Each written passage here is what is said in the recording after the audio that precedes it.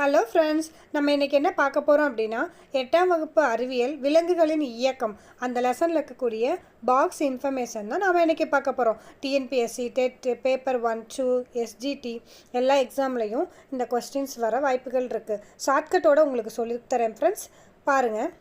Hello friends, உங்களுக்கு இந்த infinity channel யூஸ்ஃபுல்லாக இருந்தால் சப்ஸ்கிரைப் பண்ணுங்கள், மறக்காமல் பெல் ஐக்கானை கிளிக் பண்ணிடுங்க.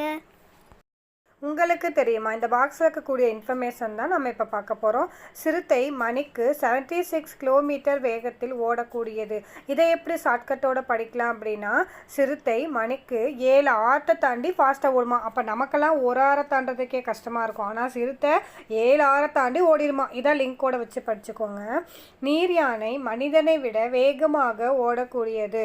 மேக்ஸிமம் யானை மனிதனை விட மெதுவாக தான் நடந்து போகும், ஆனால் நீர் யானை எப்படி போகுமா, மனிதனை விட வேகமாக ஓடக்கூடிய. இது எப்படி லிங்க் வச்சுக்கலாம் அப்படின்னா, நீர்னாலே ஃபாஸ்ட்டாக போகும், அப்போ நீர் யானையும் ஃபாஸ்ட்டாக தான் போகும் மனிதனை விட. அந்த மாதிரி லிங்க் வச்சுக்கோங்க. கால்களில் நடக்கும் விலங்குகளில் கரப்பான் பூச்சியே வேகமாக ஓடக்கூடியது. அது 1 மீட்டர் தூரத்தை கிட்டத்தட்ட 1 வினாடியில் கடக்கும். இதை எப்படி நம்ம லிங்கோட படிச்சுக்கலாம் அப்படின்னா, கரப்பான் பூச்சிக்கு 6 கால் இருக்குமா, அதாவது அதில் வேகமாக ஓடக்கூடிய, அது யாருக்குமே தெரியும் தானே. அப்போ யாருக்குமே தெரியுங்கிறத 6 கால்னு வச்சுக்கோங்க. அது 1 மீட்டர் தூரத்தை 1 வினாடியில் கடந்துடும் அப்படின்னு சொல்லியிருக்காங்க. மிக விரைவாக நீந்தும் பாலூட்டியான டால்ஃபின் 1 மணி நேரத்தில் 35 மைல்கள் வரை நீந்தும். இது எப்படி ஷார்ட்கட் வச்சு படிச்சுக்கலாம் அப்படின்னா, ஒரு குழந்தை, அதாவது பால் குடிக்கிற குழந்தைங்களாம் டாலில் விளையாடுவாங்கள்ல, அப்போ பாலூட்டின்னு வச்சு அந்த பால் குடிக்கிற குழந்தைங்கன்னு வச்சுக்கோங்க. டால்ஃபின்னா அந்த டாலை தான் டால்னு வச்சுக்கணும். 1 மணி நேரத்தில் டால் கூட விளையாடும் போது 1 மணி நேரமாக விளையாண்டாலும் முக்கியமாக அஞ்ச மாட்டாங்க. அப்போ பாலூட்டி அந்த குழந்தை, டால்ஃபின் அப்படின்னா டாலு, 1 மணி நேரமாக அந்த டால் கூட விளையாடினாலும் முக்கியமாக அஞ்ச மாட்டாங்க. அப்படின்னா 35 மைல்கள் வரை நீண்டும். இந்த மாதிரி லிங்கோட வச்சுக்கோங்க ஃப்ரெண்ட்ஸ், உங்களுக்கு யூஸ்ஃபுல்லாக இருக்கும்.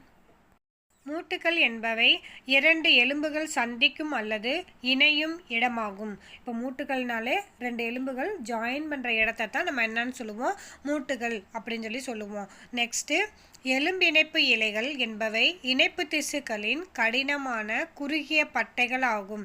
அந்த இணைப்பு திசுக்களோட கடினமான குறுகிய பட்டைகளை தான் நம்ம என்னன்னு சொல்லுவோம், எலும்பிணைப்பு இலைகள் அப்படின்னு சொல்லுவோம். இவை ஒரு எலும்புடன் மற்றொரு எலும்பை இணைத்து மூட்டுக்களை உருவாக்குகின்றன. அப்போ 2 எலும்பையும் இணைச்சு மூட்டுக்களை உருவாக்குறது எதுன்னு கேட்டாங்க அப்படின்னா, எலும்பிணைப்பு இலைகள். தசை நாண்கள், அதாவது டெண்டான்கள்னு சொல்லுவாங்க. தசை நாண்கள் என்பவை மீள் திசுக்களால் ஆனவை. அவை மூட்டுக்களின் செயல்பாட்டில் முக்கிய பங்கு வகிக்கின்றது. அப்போ மூட்டுக்களின் செயல்பாட்டில் முக்கிய பங்கு வகிப்பது எது அப்படின்னு கேட்டாங்க அப்படின்னா, தசை நாண்கள், அதாவது டெண்டான்கள். இது மீளக்கூடியதா மீள முடியாததான்னு கேட்டாங்கன்னா, இது மீள் திசுக்களால் ஆனவை. எதுனா தசை நாண்கள் மீள் திசுக்களால் ஆனவை. இந்த மாதிரிலாம் கொஸ்டின் வரும். மூட்டுக்கள் என்பவை 2 எலும்புகள் சந்திக்கும் அல்லது இணையும் இடம். எலும்பிணைப்பு இணைகள் என்பவை இணைப்பு திசுக்களின் கடினமான குறுகிய பட்டைகள் ஆகும். இவை ஒரு எலும்புடன் மற்றொரு எலும்பை இணைத்து மூட்டுக்களை உருவாக்குகின்றன. தசை நாண்கள் டெண்டான்கள் என்பவை மீள் திசுக்களால் ஆனவை. அவை மூட்டுக்களின் செயல்பாட்டில் முக்கிய பங்கு வகிக்கின்றன. மூட்டுகளின் அலர்ஜி என்பது பொதுவாக குருத்தெலும்பில் ஏற்படும் உராய்வின் காரணமாகவோ அல்லது மூட்டுகளில் சினோவியல் திரவம் இல்லாததாலோ ஏற்படுகின்றது. இந்த நிலையில் ஒருவர் மூட்டுக்களை நகர்த்தும் போது மூட்டுகளில் கடுமையான வலியை உணர்கிறார். இந்த நோய் கீழ்வாதம் அல்லது மூட்டு வீக்கம், ஆர்த்ரைடிஸ், மூட்டு வீக்கம்னா ஆர்த்ரைடிஸ் என்று குறிப்பிடப்படுகிறது. மூட்டுகளில் யூரிக் அமில படிகங்கள் படிவதாலும் மூட்டு வீக்கம் ஏற்படுகிறது. இதிலிருந்து எப்படி கொஸ்டின்ஸ் வரும் அப்படின்னா, மூட்டுகளின் அலர்ஜி எதனால் ஏற்படுதுன்னு கேட்கலாம். குருத்தெலும்பில் ஏற்படக்கூடிய உராய்வினாலும் ப்ளஸ் சினோவியல் திரவம் மூட்டுக்களில் இல்லாமல் போச்சு அப்படின்னா மூட்டுக்களின் அலர்ஜி ஏற்படும் அப்படிம்பாங்க. அப்போ அந்த மூட்டுக்களை கொஞ்சம் மூவ் பண்ணாலும் உடனே பெயின் வந்துடும் அப்படின்றாங்க. இந்த நோய்க்கு பேர் என்னென்னா கீழ்வாதம் அல்லது மூட்டு வீக்கம் அப்படின்னு சொல்லலாம். இந்த நோய்க்கு பேர் கீழ்வாதம். சினோவியல் திரவம் இல்லை அப்படின்னா அந்த நோய் வரும். அந்த நோய்க்கு பேர் தான் கீழ்வாதம் அல்லது மூட்டு வீக்கம், ஆர்த்ரைடிஸ் அதுன்னு சொல்கிறாங்க. அப்படி இல்லைன்னா மூட்டுக்களில் யூரிக் அமில படிகங்கள் படிவதாலும் மூட்டு வீக்கம் ஏற்படுகிறது. ஒன்று சினோவியல் திரவம் இல்லைன்னா அந்த பெயின் வரும், அப்படி இல்லைன்னா யூரிக் அமில படிகங்கள் படிவதாலும் நமக்கு மூட்டு வீக்கம் ஏற்படும் அப்படின்னு சொல்கிறாங்க. நெக்ஸ்ட் ஒன், பீமர் அல்லது தொடை எலும்பு மனித எலும்புக்கூட்டின் மிக நீளமான மற்றும் வலிமையான எலும்பு ஆகும். இதை எப்படி லிங்கோட வச்சுக்கிறது, ஷார்ட்கட் வச்சு படிக்கலாம் அப்படின்னா, இந்த சோட்டா பீம் நாடகம்லாம் பார்த்துருப்பீங்க, இந்த குழந்தைங்கள்லாம் பார்ப்பாங்கல்ல, அவன் அப்படியே தொடையை தட்டிக்கிட்டு என்ன பண்ணுவான், நான் போய் காப்பாற்றுறேன் ரொம்ப வலிமையாக அப்படி போவான்ல, அந்த மாதிரி ஷார்ட்கட் வச்சுக்கோங்க. பீமர் அல்லது தொடை எலும்பு மனித எலும்புக்கூட்டின் மிக நீளமான மற்றும் வலிமையான எலும்பு ஆகும்.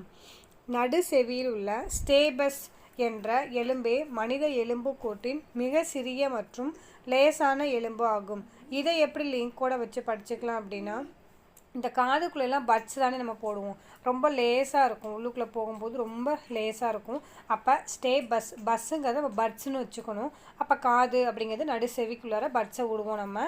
அந்த மாதிரி சொல்கிறது மிகச்சிறிய லேசான எலும்பு மனித எலும்பு கூட்டில் இருக்கிறது அப்படிங்கிற மாதிரி நம்ம ஷார்ட்கட் வச்சு படிச்சுக்கலாம் ஃப்ரெண்ட்ஸ். நெக்ஸ்ட் ஒன், மனிதன் மற்றும் ஒட்டக சிவிங்கியின் கழுத்தில் ஒரே எண்ணிக்கையிலான எலும்புகள் உள்ளன. ஆனால் ஒட்டக சிவிங்கியின் முதுகெலும்புகள் மிக நீளமானவை. மனுஷன், ஒட்டக சிவிங்கி இவங்களோட கழுத்தில் சேமாக எலும்பு இருக்கும் அப்படிங்கிறாங்க, ஒரே எண்ணிக்கையில் இருக்கும் அப்படிங்கிறாங்க. பட் ஒட்டக சிவிங்கிக்கு மட்டும் முதுகெலும்புகள் மிக நீளமானவை. ஏன்னா ஒட்டக சிவிங்கிங்க பார்த்தாவே உங்களுக்கு தெரியும், அதோட முதுகெலும்பு ரொம்ப நீளமாக தான் இருக்கும். நெக்ஸ்ட் பாக்ஸ் கொஸ்டின், முடியின் வேர்களில் தசைகள் உள்ளன, அவை உங்களுக்கு சிலிர்ப்புகளை கொடுக்கின்றன. இப்போ முடியை பிடிச்சி இப்படி இழுத்தோன்னு வச்சுக்கோங்களேன், லேசாக அப்படியே சிலிர்க்கிற மாதிரி இருக்கும்ல, அதுதான் சொல்லியிருக்காங்க.